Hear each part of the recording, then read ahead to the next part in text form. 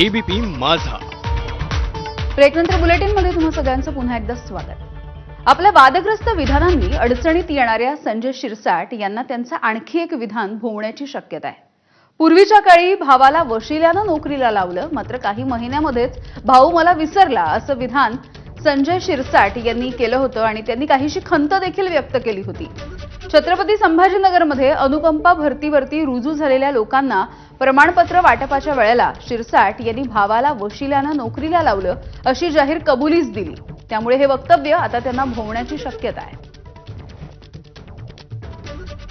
माझ्या भावाला मी एका ठिकाणी नोकरीला लावलं.